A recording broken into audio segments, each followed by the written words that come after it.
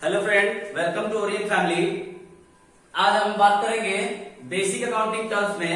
आपको जैसे first video में बताया गया था, कुछ बेसिक टर्म्स थे जिसके बारे में बताया गया था और हमने वहां बताया था कि आपको आज की वीडियो में एसेट्स की क्लासिफिकेशन के बारे में और लायबिलिटी क्लासिफिकेशन के बारे में डीपली बताया जाएगा। तो आज की क्लास में हम बात करेंगे एसेट्स की क्लासिफिकेशन, कितने टाइप्स के एसेट्स होते हैं, और लायबिलिटी के बारे में भी कि कितने टाइप की लायबिलिटी होती है, कैसी लायबिलिटी होती है।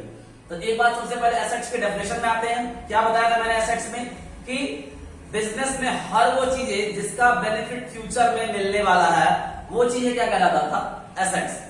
ये जनरल डेफिनेशन था आपको समझने वाले टर्म के लिए। अब यदि हम बात करें कि इसके यदि क्लासिफिकेशन की यदि बात करें तो इसमें कुछ और भी पॉइंट एड ऑन करना पड़ता है। फॉर एग्जाम्पल आप ऐसे समझिए कि मैंने बोला था कि बेनिफिट फ्यूचर में आपको मिलने वाला है, यानी अब इसमें यदि क्लासिफिकेशन यदि वाइज बात करें तो दो तीन कैटेगरी आपको नजर आ रहे होंगे, जिसमें से मेन कैटेगरी एक नॉन करेंट, एक और करेंट एसेट्स का है। सर ये फिक्टिशियस एसेट्स क्या होता है?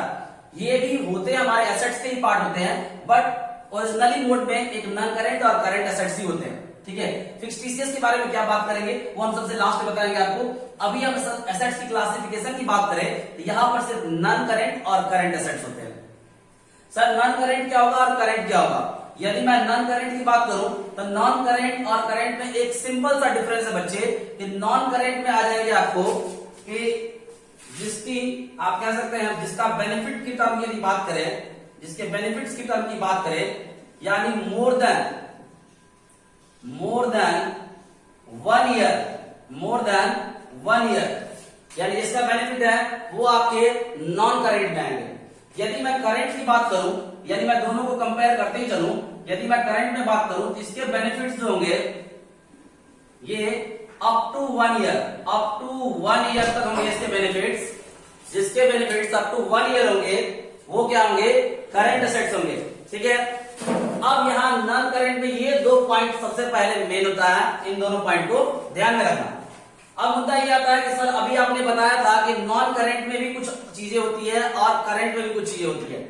तो अब नॉन करंट को मैं थोड़ा और क्लासिफाई करूंगा कि नॉन करंट के अंदर क्या क्या चीजें आएंगी, इसको समझते हैं, और इसके बाद करंट के अंदर क्या क्या आएगा। आज मैं आपको कई सारे एग्जांपल बताने वाला हूं। सबसे पहले आपको ये पॉइंट ध्यान में ही रखना है कि जिसके बेनिफिट्स मोर देन 1 ईयर और अप टू 1 ईयर तक, ये दो बातें कॉमन बातें चलेंगी। अब आप इसे चाहे तो वीडियो पॉज करके इसे मार्क कर सकते हैं, इसे मैं इरेज करूंगा, कुछ और भी पॉइंट्स मुझे लिखने हैं यहाँ पर, क्योंकि मैं सबसे पहले नॉन करंट का क्लासिफिकेशन आपको बताता हूं, देन मैं करंट का आपको क्लासिफिकेशन बताऊंगा। तो आइए, यदि मैं नॉन करंट की क्लासिफिकेशन की बात करूं तो इसमें दो चीजें आती है। एक आता है हमारा फिक्स्ड टेंजिबल एसेट्स, और एक हमारा आता है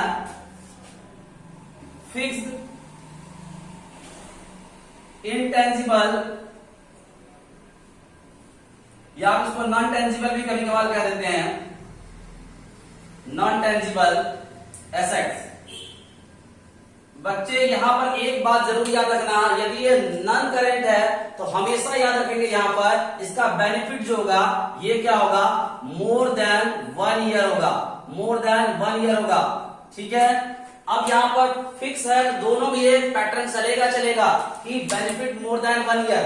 बट अब इसमें सर टेंजिबल में क्या चीजें आ गई और इंटेंजिबल में क्या चीजें आ गई, टेंजिबल और इंटेंजिबल में क्या चीजें आ जाता है।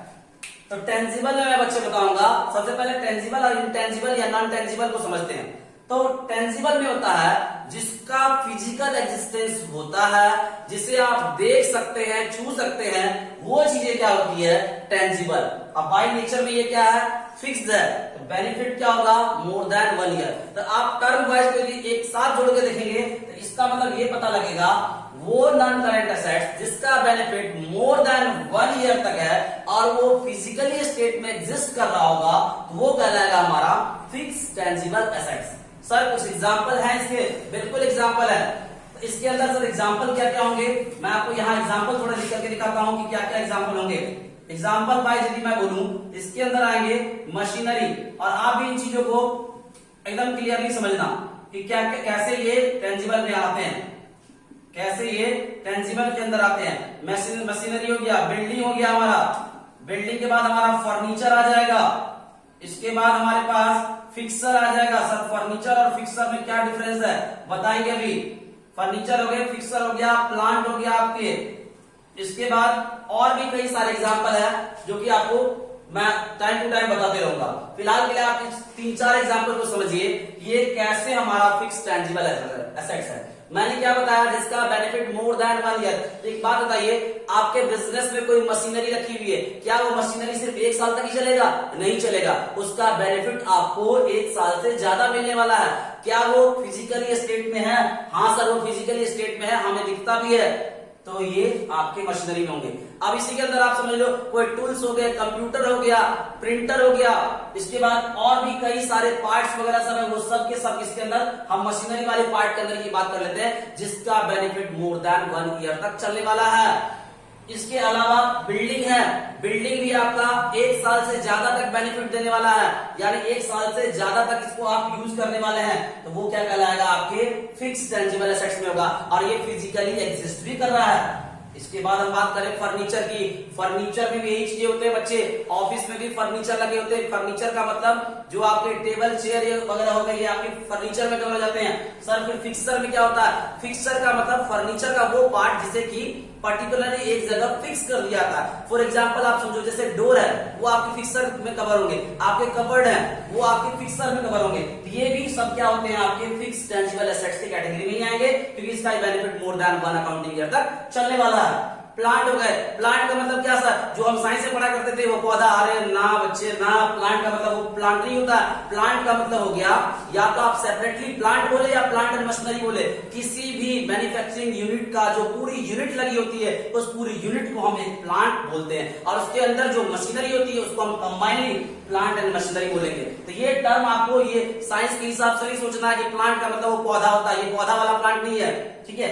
यहाँ प्लांट का मतलब ये होता है। तो बच्चे ये फिक्स टेंजिबल एसेट्स हो गए, जो कि हमारे नॉन करंट एसेट्स की कैटेगरी के अंदर में आते हैं। आप इसके अलावा भी कोई सा भी एग्जांपल सोचोगे अपने दिमाग से, आप सोचना शुरू करो, हमारे दिमाग से सोचो, ऐसा कौन कौन सी चीजें हैं। सर हम बिजनेस में तो कभी गए नहीं, हमें कैसे पता होगा? आप अपने घर के हिसाब सोचना शुरू करो, आपके घर में ऐसी कौन सी चीज है जिसका बेनिफिट 1 साल से ज्यादा तक आपको मिलने वाला है। सर हमारे घर में टीवी है, सर ये क्या टेंजिबल फिक्स एसेट में? हाँ बच्चे ये भी होगा। सर हमारे घर में कूलर है, सर हमारे घर में फ्रिज है, सर हमारे घर में क्या कहते हैं वाटर डिस्पेंसर लगा हुआ।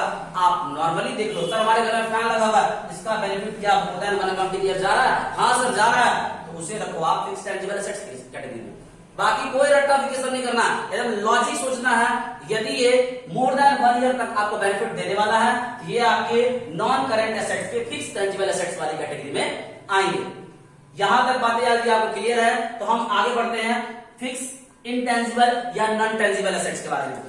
तो इंटेंजिबल का मतलब क्या होता है? अभी मैंने आपको टेंजिबल का मतलब बताया, जिसका फिजिकल एग्जिस्टेंस होता है, और इनटेंजिबल का मतलब जिसका फिजिकल एग्जिस्टेंस नहीं होता है। बच्चे आप चाहे तो यहां पे लिख भी सकते हैं, टेंजिबल का मतलब हो गया आपका, एकदम नॉर्मली लाइन लिखना, जिसका फिजिकली एग्जिस्टेंस होगा, फिजिकली एग्जिस्टेंस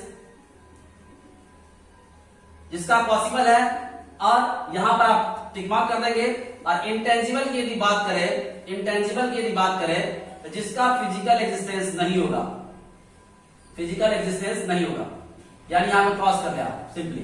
तो अब फिजिकल एग्जिस्टेंस नहीं होने का मतलब क्या हो गया, कि जिसको आप ना देख सकते हैं ना छू सकते हैं, वो होती है फिजिकल एग्जिस्टेंस वाली। यहां पर क्या था, आप मशीनरी, बिल्डिंग, इन सब चीजों को देख सकते थे, लेकिन यहां जो आने वाला एसेट्स है, इसको आप फिजिकली नहीं देख सकते। सर ऐसा कोई एसेट्स होता है? हाँ बच्चे होता है। सर इसका कुछ एग्जांपल बता दीजिए तो मजा आ जाएगा। बिल्कुल अभी बताएंगे, मैं इसे थोड़ा सा रब कर रहा हूं, आप चाहे तो इसे स्क्रीनशॉट ले सकते हैं, बाकी आपको डिस्क्रिप्शन में नोट्स भी मिल जाएंगे।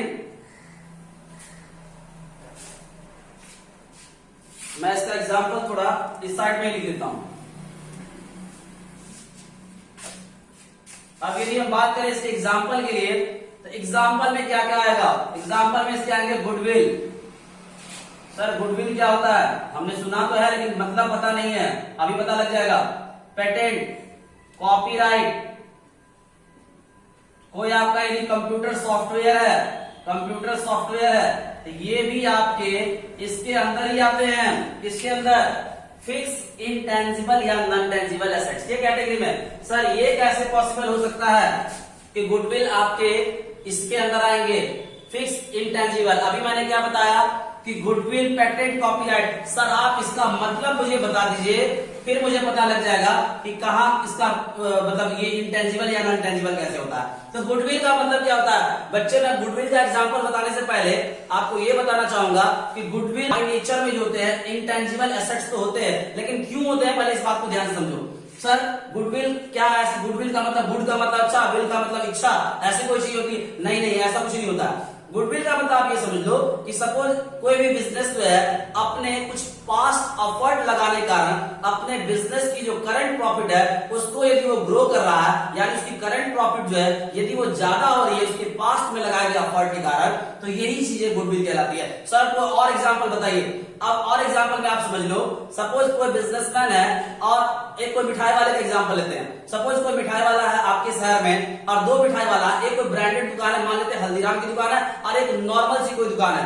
तो हल्दीराम की दुकान में वही गुलाब जामुन आपको थोड़ा महंगा मिलता है और नॉर्मल दुकान में वही गुलाब जामुन आपको थोड़ा सस्ता क्यों मिलता है? सर ऐसा तो वो गुलाब जामुन ऐसा तो नहीं कि जो नॉर्मल दुकान में मिल रही है उस गुलाब जामुन में कुछ नमक की चाशनी लगी होती है और जो हल्दीराम वाला गुलाब जामुन उसमें चीनी की चाशनी लगी होती है? नहीं, ऐसा नहीं होता बच्चे।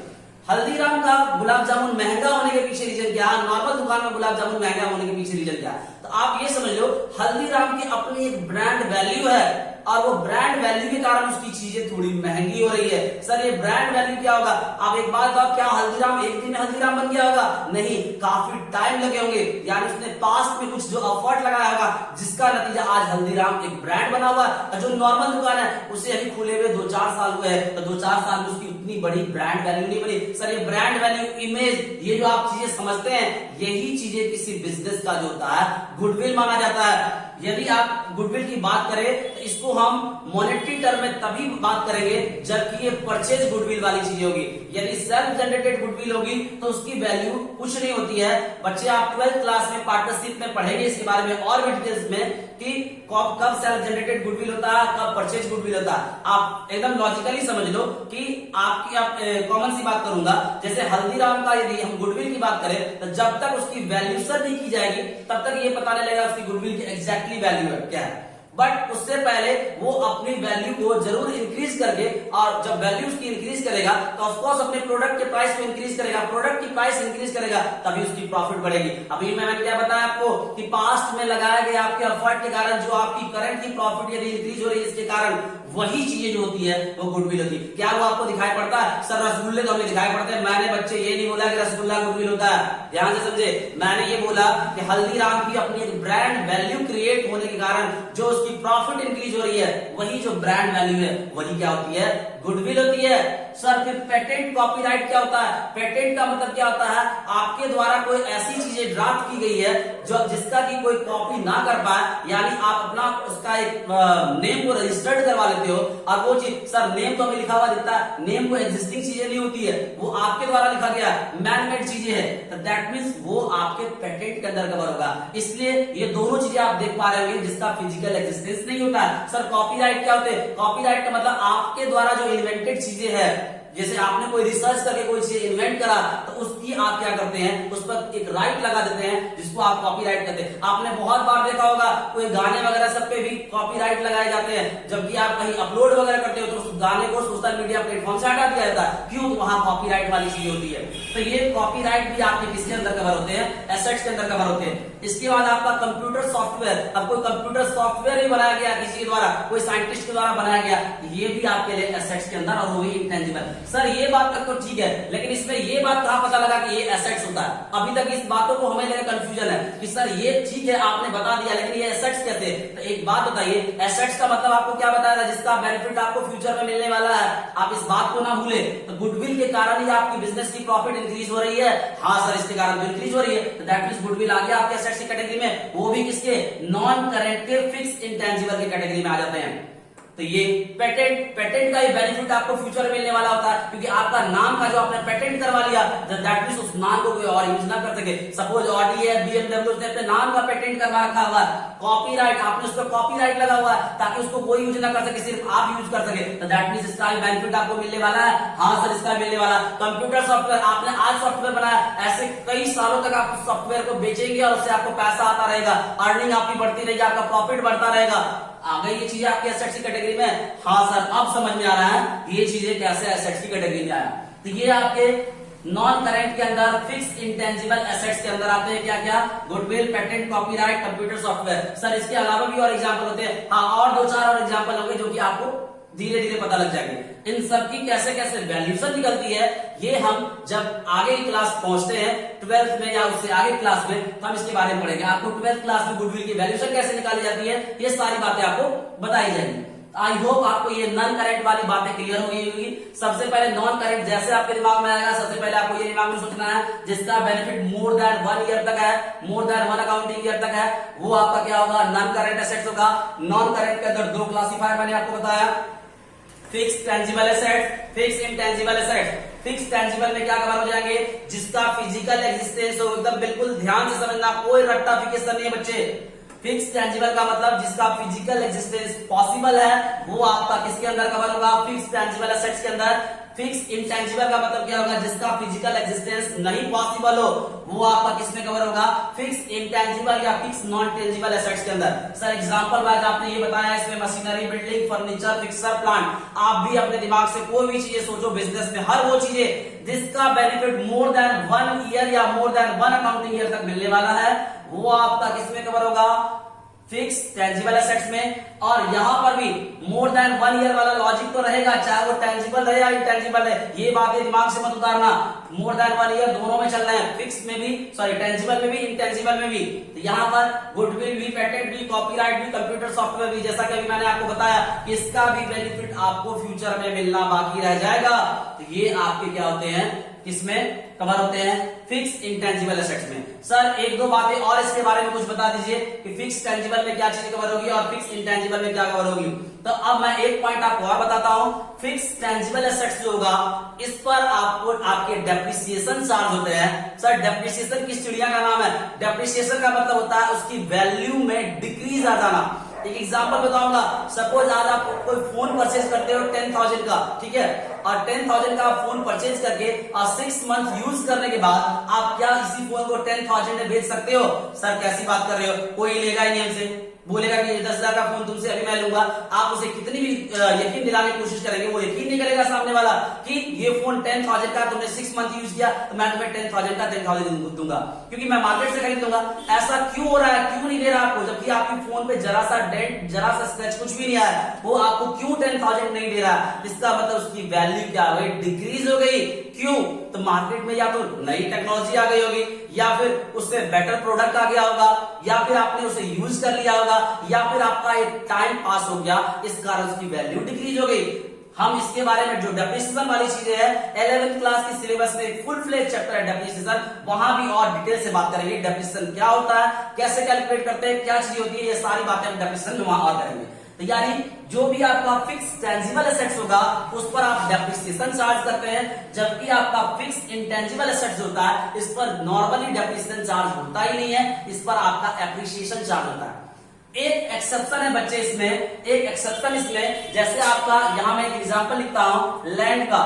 अब ये बाय नेचर में तो आपका क्या है? फिक्स टेंजिबल एसेट्स है, बट इस पर कभी भी डेप्रिसिएशन चार्ज नहीं होता। आपने सुना होगा यदि आज आपके पापा ने 50 लाख की कोई प्रॉपर्टी खरीदी, कोई लैंड खरीदा, तो कभी भी 5 साल बाद उसकी वैल्यू 50 से 40 नहीं होगी, जबकि 50 से आपके 55 या 60 हो सकती है। तो दैट मींस लैंड इसका क्या है? फिक्स टेंजिबल एसेट्स का एक्सेप्शन है। याद रखेंगे बच्चे एक्सेप्शन भाई, एक्सेप्शन। ये आपका फिक्स टेंजिबल एसेट्स होने के बाद भी क्या है? ये आपके इस पर डेप्रिसिएशन चार्ज नहीं होता है। From the point of view यदि डेप्रिसिएशन देखते हैं तो लैंड पर डेप्रिसिएशन चार्ज नहीं होगा। क्यों? आपको लॉजिक मैंने बता दिया, कभी भी इसकी वैल्यू एप्रिसिएट होती है, डेप्रिसिएट नहीं होती है। सर एप्रिसिएट का मतलब बढ़ना होता है? हाँ बच्चे, एप्रिसिएट का मतलब बढ़ना होता है, और डेप्रिसिएट का मतलब घटना यानी डिक्रीज करना, और एप्रिसिएट का मतलब इंक्रीज करना। तो यहां पर इस पे कभी भी आपका डेप्रिसिएशन चार्ज नहीं होगा। सर यदि बात करें, आपने तो जगह बता दी है कि फिक्स टेंजिबल एसेट्स पर डेप्रिसिएशन चार्ज होगा, तो क्या फिक्स इंटेंजिबल पे डेप्रिसिएशन चार्ज होगा?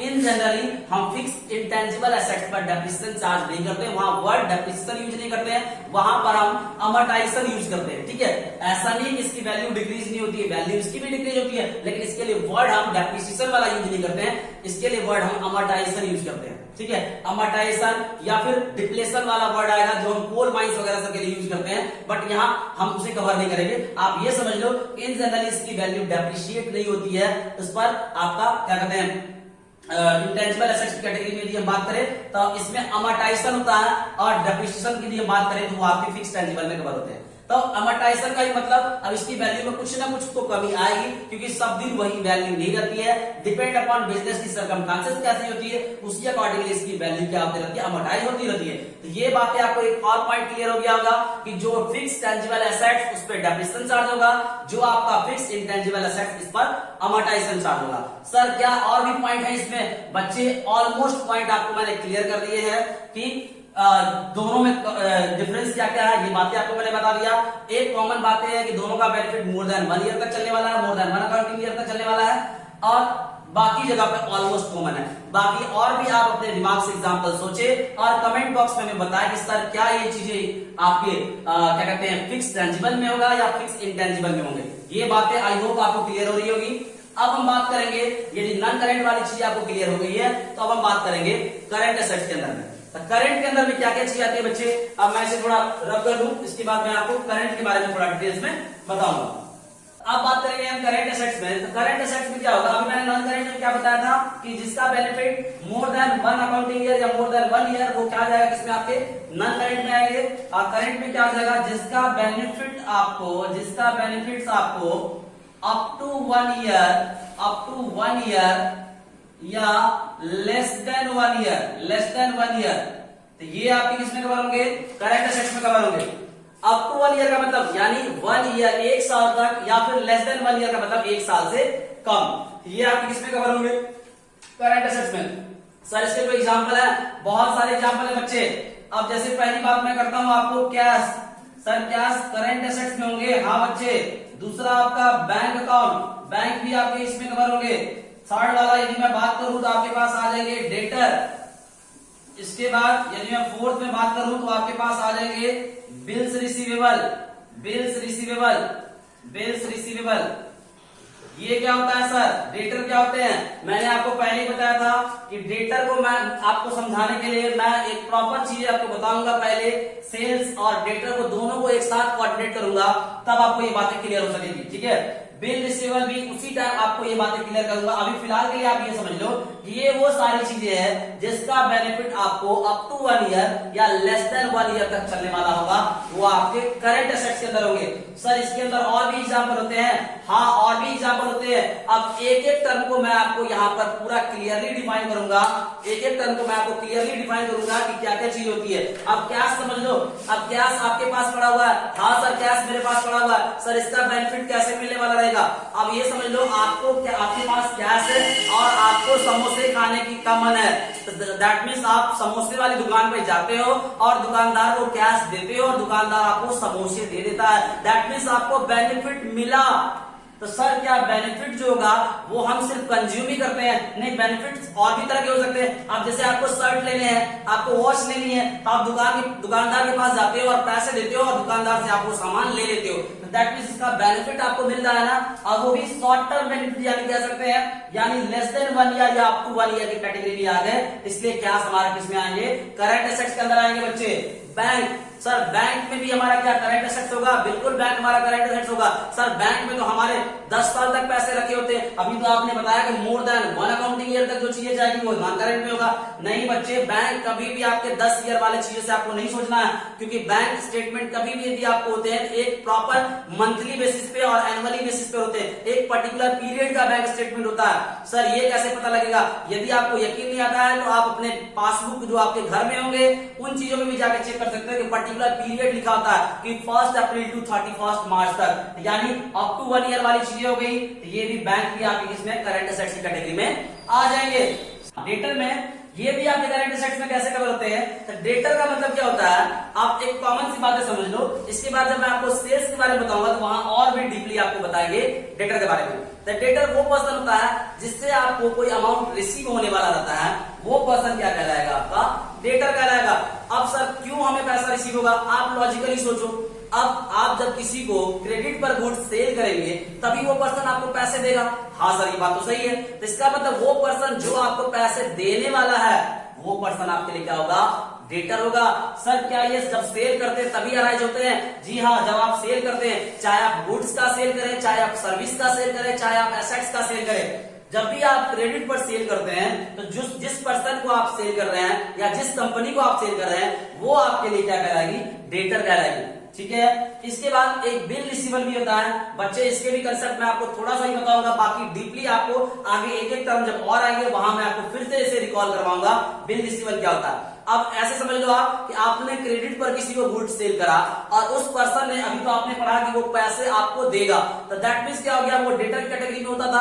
अब वही पर्सन जो डेटर आपके लिए, वो पर्सन आपको यकीन दिलाने की कोशिश करता है कि भैया मैं आपको पैसे दे दूंगा, बट एग्जैक्टली ऐसा आप कैसे भरोसा कर लोगे? आप बोलोगे ये चीजें मुझे रिटर्न में चाहिए, तो रिटर्न में चाहिए तो अब उसके लिए आप क्या करते हैं? एक उसके ऊपर एक बिल ड्रॉ करके लिखते हैं, एक कागज का टुकड़ा होता है जिस पर कि आप पर्टिकुलर चीजें ड्रॉ करके देते हैं और उस पर्सन को बोलते हैं कि अब तुम इसे एक्सेप्ट करके मुझे वापस करो।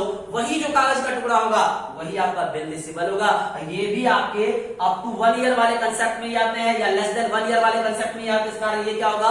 बिल रिसीवेबल होगा। बच्चे एक चैप्टर हमारे पास भी है 11th क्लास में, बिल्स ऑफ एक्सचेंज, वहां पर आपको ये कंसेप्ट फिर से याद दिलाया जाएगा कि बिल रिसीवेबल क्या होता है। ठीक है। तो ये कुछ ऐसी चीजें हैं जो कि आपके किसमें कवर होते हैं? करंट एसेट्स में। सर क्या इतने ही एग्जांपल होते हैं? नहीं बच्चे, और भी बहुत सारे एग्जांपल है, क्योंकि हम अगले वीडियो में आपको बहुत सारे ऐसे टर्म बताएंगे जिस टर्म जो कि आपको ये जस्टिफाई करेगा कि ये आपके करंट में है, नॉन करंट में है। और आप हमारे साथ साथ ये बातें मार्क करेंगे कि सर ये नॉन करंट में है और ये करंट में है, आपको ऑटोमेटिकली पता लग जाएगा। हम अगली एक वीडियो में आपको ये बातें प्रॉपर दिखाएंगे और आप उसे क्लासिफाई खुद कर लेंगे कि सर ये नॉन करंट में है, करंट में है, नॉन करंट में भी टेंजिबल में है, इनटेंजिबल में है, क्या चीजें है, ये सारा कंफ्यूजन आपके दिमाग से निकल जाएगा। आई होप ये बातें आपको समझ में आ रहा होगा। करंट में क्या होते हैं? जिसका बेनिफिट अप टू 1 ईयर या लेस देन 1 ईयर तक होगा वो आपके करंट एसेट्स में होंगे। सर एक बात और बताइए आप, क्या सर इस पे डेप्रिसिएशन चार्ज होगा? ना बच्चे ना, इस पर कभी भी डेप्रिसिएशन चार्ज नहीं होता है। डेप्रिसिएशन हमेशा उसी एसेट्स पे चार्ज होता है जो कि आपके long term point of view के लिए, और वो भी बाय नेचर में टेंजिबल होता है। तभी यदि बाय नेचर में वो इंटेंजिबल होगा तो उस पर आपके डेप्रिसिएशन चार्ज नहीं होते हैं, अमोर्टाइजेशन चार्ज होते हैं, जैसा कि मैंने अभी आपको लास्ट में बताया था। तो सर करंट एसेट्स में कुल मिला के बात यही होगी, इस पर डेप्रिसिएशन चार्ज नहीं होगा। नहीं बच्चे, इस पर डेप्रिसिएशन कभी भी चार्ज नहीं होता है। आपने कभी ऐसा सोचा है कि आपके पास आज 10 रुपए है, कल वो 5 रुपए बन जाएगा? नहीं सर, ऐसा तो नहीं होता है। आज भी 10 रुपए जो मैंने जेब में रखे, सुबह भी उठ के 10 रुपए ही रहता है, तो ये वैल्यू कभी नहीं घटती है। लेकिन जब आपको मैंने फोन का एग्जांपल बताया था कि आज आपने फोन लिया और 2 महीने बाद उसकी वैल्यू कम हो जाती है, या आज आपके जेब में 10 रुपया है, 2 महीने बाद क्या हो 5 रुपया तो नहीं बन जाएगा अचानक से? ऐसा कोई चीज तो नहीं हो रही अचानक? नहीं सर, ऐसा नहीं हो रहा। इसका मतलब आपको ये बातें क्लियर हो रहा होगा कि जो भी करंट एसेट्स है इस पर हमारा डेप्रिसिएशन चार्ज नहीं होगा। सर ये बातें तक तो क्लियर है। सर एक और आपने बताया था लास्ट में पहले ही, फिक्सटीशियस एसेट्स। ये क्या होता है? फिक्सटीशियस एसेट्स एग्जैक्टली यदि हम बात करें तो ये कोई एसेट्स होता ही नहीं बिजनेस में। सर ये कैसी बात कर रहे हैं? अभी तो आपने बताया था ये एसेट्स होता है, फिर आपने लिखा क्यों एसेट्स नहीं होता है? तो बच्चे मैं इसको उस टर्म से कोरिलेट करूंगा ताकि आपको ये पता चल सके कि ये हमारा सच में फिक्सटीशियस एसेट्स कैसे होता है। बाय नेचर में मैं बताऊं ये आपका एसेट्स नहीं है, ये आपके डेफर्ड रेवेन्यू एक्सपेंडिचर होते हैं। सर अब ये डेफर्ड रेवेन्यू एक्सपेंडिचर क्या होता है? बच्चे मैंने आपको एक्सपेंडिचर वाला टर्म जो कि आगे की वीडियो में बताऊंगा, वहां पर एक्सपेंडिचर और एक्सपेंडिचर के कितने टाइप्स हैं क्लासिफाइड, ये सारा बताऊंगा, उसमें आपको क्लियर हो जाएगा डेफर्ड रेवेन्यू एक्सपेंडिचर क्या होते हैं। तो फिक्सटीशियस एसेट्स मैं आपको अभी एक समरी बताऊंगा, बाकी आपको जब डेफर्ड रेवेन्यू एक्सपेंडिचर का मतलब पता चल जाएगा तो आपको फिक्सटीशियस वाली बातें भी क्लियर हो जाएगी। तो सर इसका मतलब बता दिए जल्दी से, क्या होता है फिक्सटीशियस एसेट्स? क्या होता है? तो वो एसेट मतलब कि आप इसको कह सकते हैं कि जिसका बेनिफिट आपको फ्यूचर में मिलने वाला, इसी टर्म से आपको रिलेट करेंगे। तो अब ये बाय नेचर में बिजनेस में कोई एग्जिस्ट करने वाली चीजें नहीं होती है, ये एक तरह का आपका एक्सपेंडिचर होता है। और एक्सपेंडिचर, उस एक्सपेंडिचर का बेनिफिट आपको फ्यूचर में मिलने वाला रहता है। सर कोई एग्जांपल है इसका? एग्जांपल वाइज मैं आपको बताऊंगा। एडवर्टाइजमेंट जो होते हैं ये आपके फिक्टिशियस एसेट्स के अंदर कवर होते हैं। कैसे? आप यदि आज किसी भी बिजनेस का ऐड करवाते हैं या एडवर्टीजमेंट करवाते हैं तो उसका बेनिफिट आपको कई साल तक मिलने वाला आता है। फॉर एग्जांपल अब आप देख लो कोक का या पेप्सी का ऐड सलमान खान कर रहा है, तो दैट मींस कि आपने सलमान खान पे बहुत ज्यादा खर्च किए होंगे, सलमान खान ने आपसे बहुत ज्यादा अमाउंट चार्ज किया होगा, बट उसका बेनिफिट क्या आपको एक महीने तक ही मिलते हैं? क्या आप एक महीने तक ही आपको कोल्ड ड्रिंक बेचते हो? नहीं, इसका बेनिफिट आपको और भी कई साल तक मिल रहा है। तो दैट मींस आप उसे जब अपनी बुक्स ऑफ अकाउंट्स पे राइट ऑफ करने की बात आएगी तो उसे आप कई साल तक राइट ऑफ करेंगे, यानी उसका बेनिफिट आप कई साल तक लेंगे, 4, 5, 7 साल तक ऐसे बेनिफिट इसका लेंगे। तो ये आपके फिक्टिशियस एसेट्स के अंदर कवर होते हैं। यदि हम इसे बात करें तो बैलेंस शीट में ये आपके नोट्स टू अकाउंट में या ओल्ड बैलेंस शीट यदि हो तो उसमें फुट नोट्स में इसे आप दिखाया जाता था, यानी इसे हम नोट्स टू अकाउंट जब आपको बैलेंस शीट बताया जाएगा तो वहां हम इसे रिकॉर्ड करते हैं। तो ये आपके हो गए एसेट की क्लासिफिकेशन की बातें।